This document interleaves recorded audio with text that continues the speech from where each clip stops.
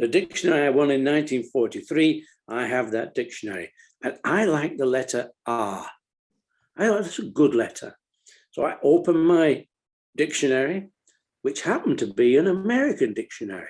I don't know why in England they would give me an American dictionary, but I opened the dictionary at letter R and I looked through. Soon I come across R-E-E-B-O-K, Reebok. And I'm saying, what's that? Well, it's a small South African gazelle, a gazelle. We are a running company, Gazelle. So I take that to the agent along with 10 other names that he requested. And I said, look, we need to be in love with this brand. It's got to be our passion. And we love that name, Reebok.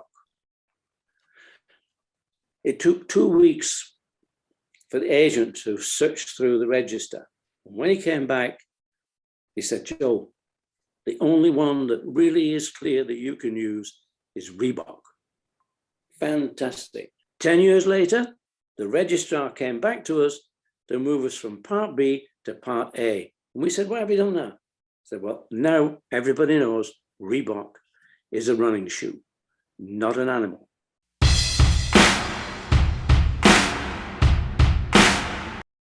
I think the biggest challenge was really getting into the American market, into USA. 25,000 per is a nice order, but if I don't meet the financial standards and whatever, that might be my last order. So I went to see Paul Fireman. He was working there with his brother and his brother-in-law. And I thought this would be nice. I could work with Paul Fireman. So I go back home.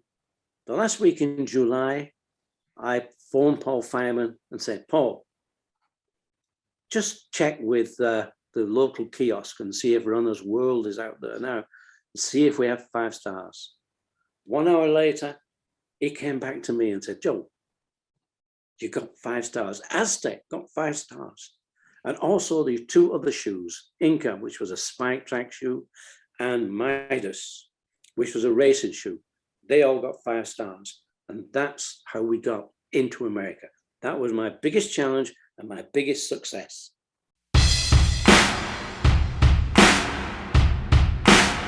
What is a sneaker shoe? That is, it's really, a sneaker shoe is a phenomena that happened over the last 50 years.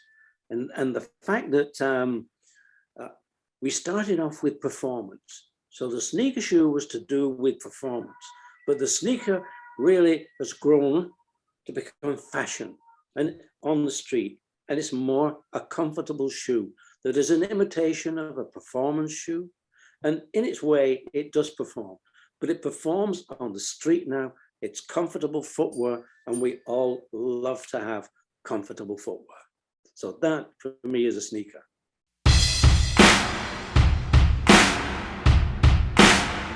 I don't know. There are many things that maybe I could have gone to. Electronics. I was certainly interested in electronics, which means that I might have been much more aware of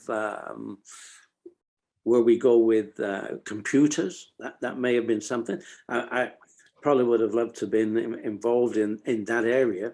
I studied engineering, so I could have possibly gone into engineering. But I think I was intrigued by the family business, and more intrigued by the fact that Foster's was such a famous company back in the early 20th century.